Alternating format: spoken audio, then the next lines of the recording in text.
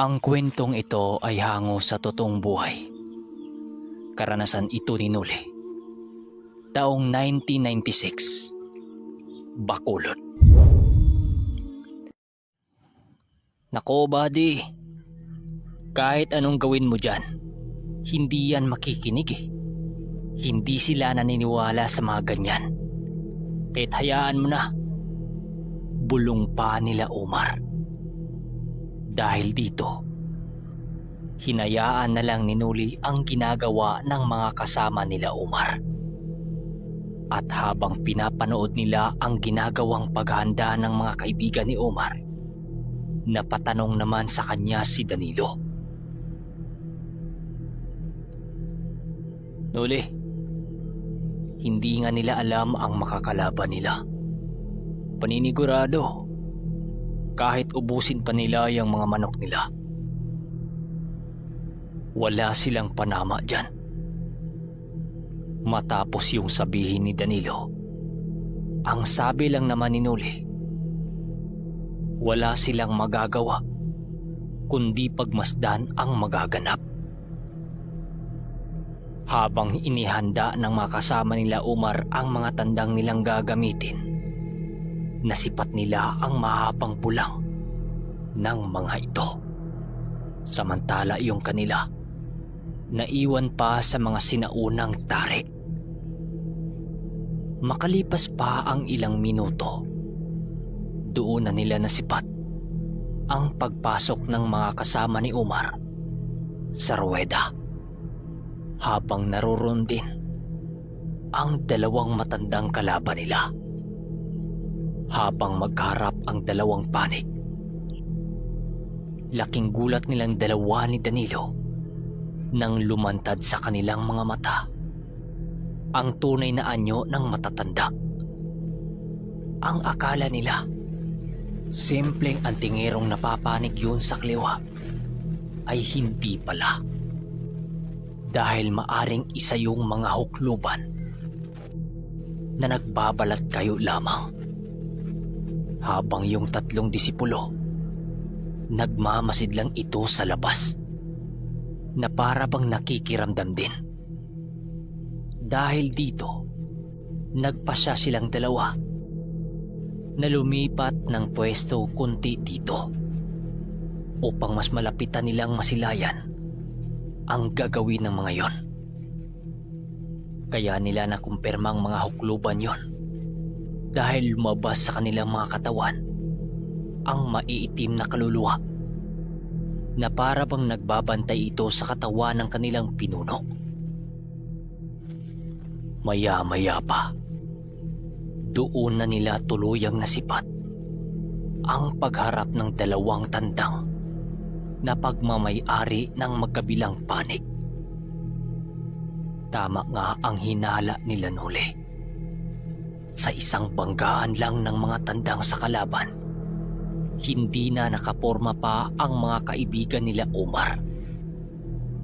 Makalipas pa ang ilang minuto, tuluyan ang natalo ang unang tandang na inilaban ng mga ito.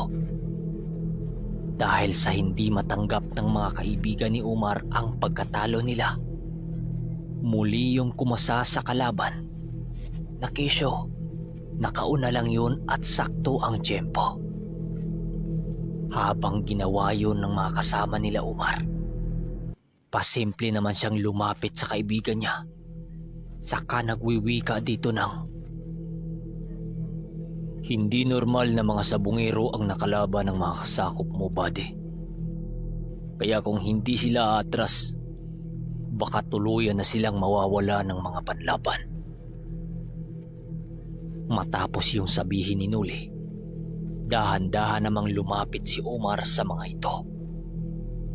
Habang kinakausap yun ni Omar, nakamasid lang naman sila Noli dito.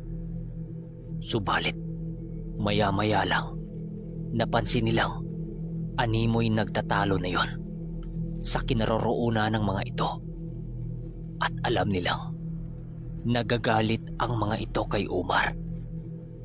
Lumayo naman si Omar sa mga yon, kaya't dali-dali silang pumunta dito Buddy, pasensya ka na ha.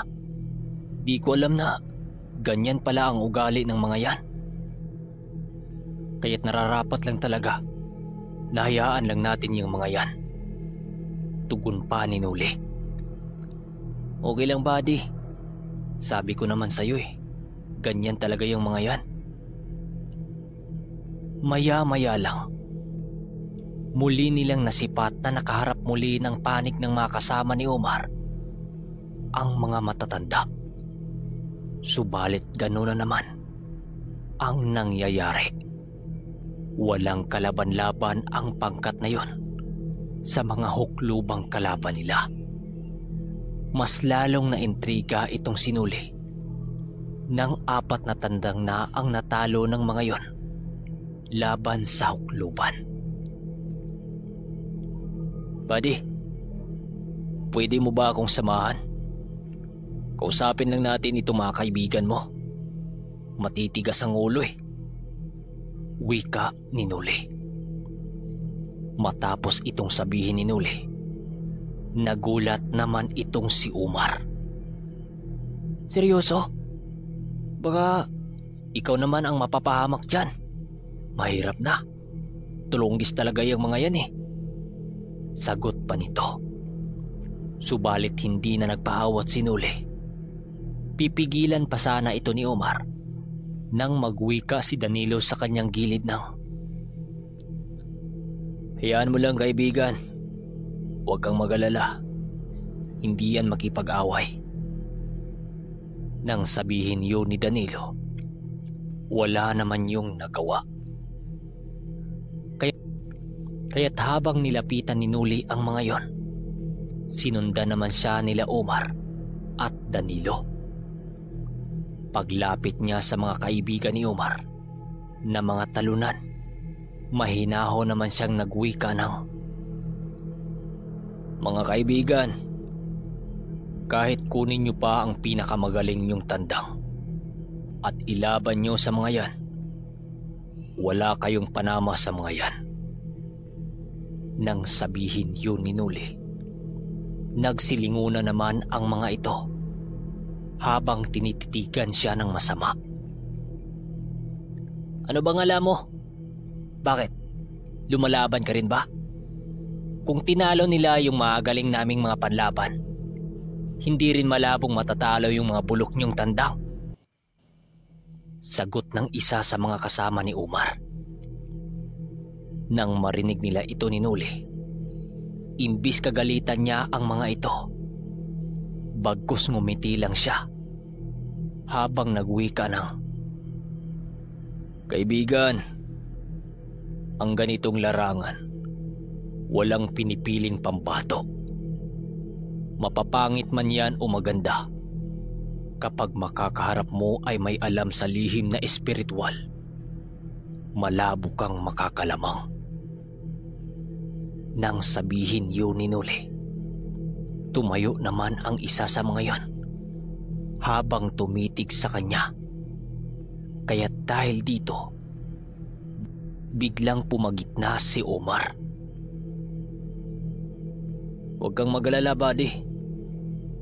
Wala sa isipan ko ang makipag-away sa mga normal lang na nilalang ng kataas-taasan.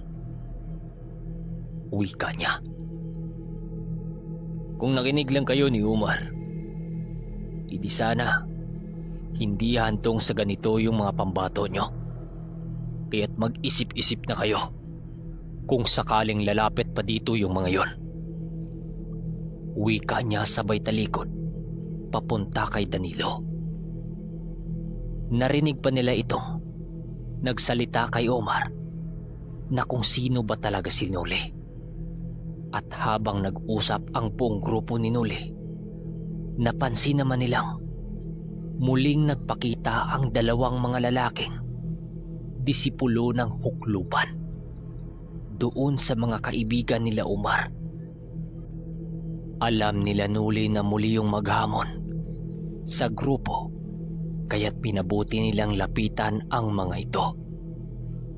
Paglapit ni Nuli rito, bigla namang naantala ang lahat.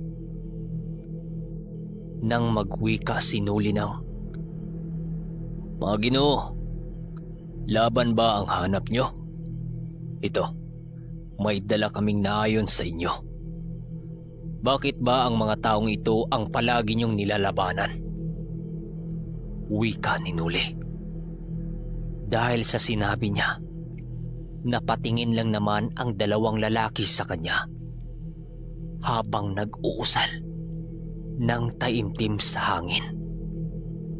Matapos nun, biglang umalis ang mga lalaki sa hindi malamang dahilan nang siyang ipinagtataka ng pangkat ni Omar.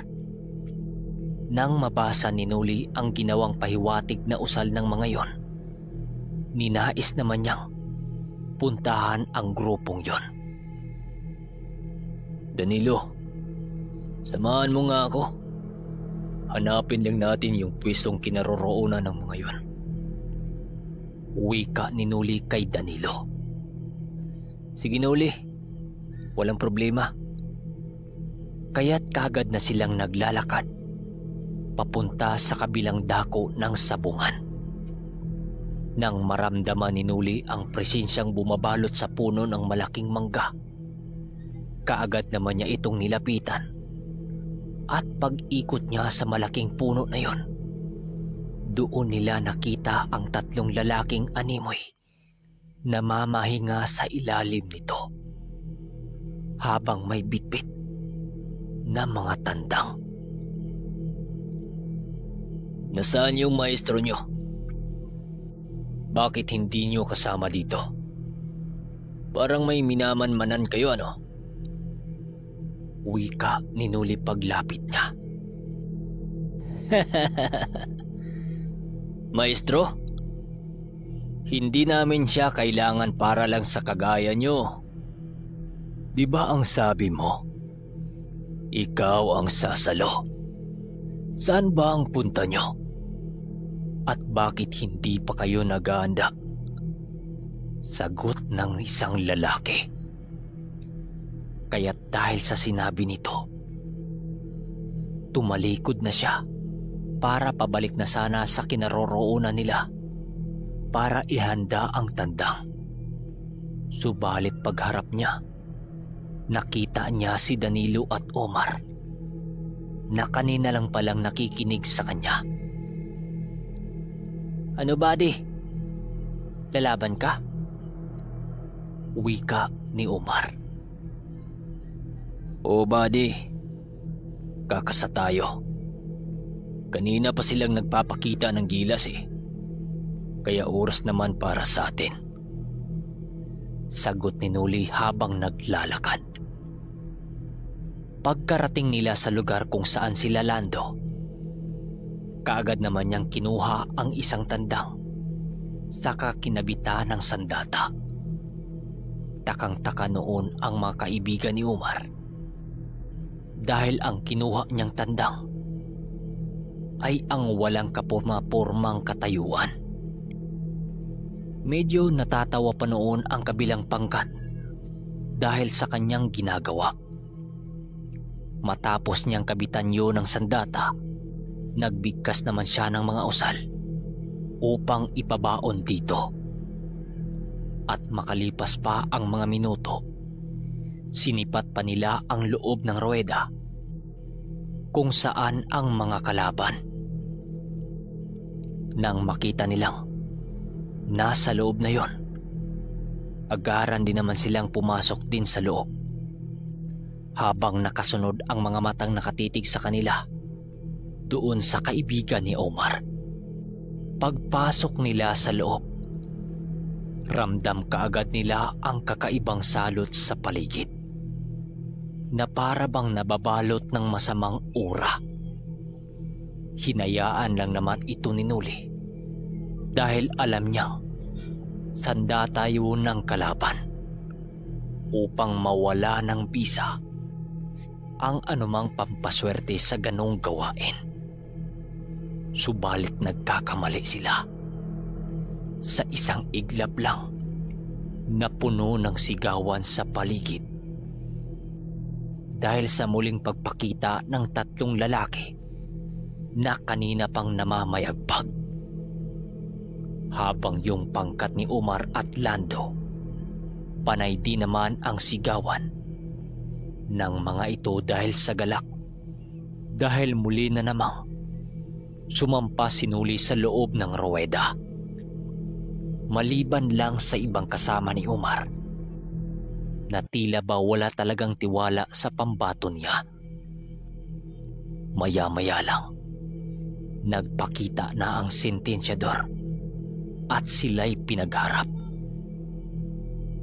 Nang bahagya siyang makalapit sa kalaban, ramdam niya ang lakas ng tinatangan nito. Nang malapit ng bitawan ang mga pambato, nakapagtatakang nag-aangil ang dalawang kasama nito. Tanging siya lang at si Danilo ang nakarinig nun. Animoy sa tatlong mga kasama nito, yun lang ang walang ginagawang ingay. Dahil sa pangyayaring yun, doon napagtanto ni Nuli na ang sabungerong kanilang nakarap ang siyang pinakamalakas sa kanilang uri. Subalit magamat hindi nakikita ni Nuli ang dalawang hukluban, alam niyang nasa paligid lang ito. Sa pagpatuloy ng laban, doon na pinitawan ang dalawang pambato. Paglapag sa lupa ng kalaban, hindi na nakapigil pa ang nilalang na nakasanib sa kalabang tandang. Walang ano-ano, bigla itong sumugod nang walang pag-aatubili. Dahil dito, muling nagpakawala ng usal itong si Nuli. Nang makita niyang tumalsik sa bakod ang kanyang pambato, ginawa niya ang mga bagay na yon dahil wala siyang kabal na nilapat dito upang hindi magawang mahulaan ng kalaban kung ano ba talaga ang sinasandalan niyang gamit. Ang nangyari sa laban na yon, espiritual sa kaliwa at kanan ang naglalaban. Pagpasok ng kanyang usal sa katawan ng kanyang pambato, bigla namang tumalbog ang kalaban.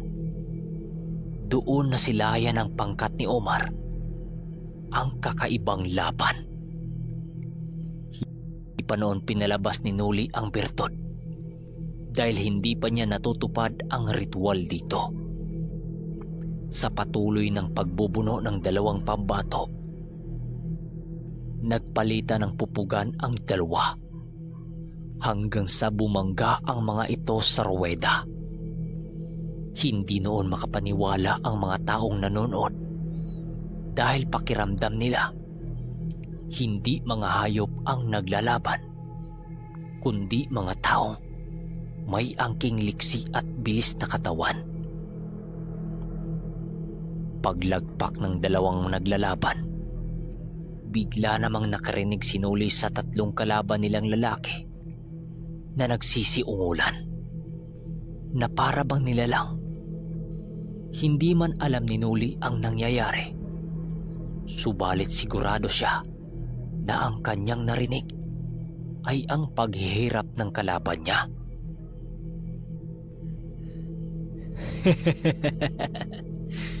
Sige, ibuhos niyo pa ang lakas niyo hanggat kaya ng mga katawan niyo, wika niya sa kanyang sarili.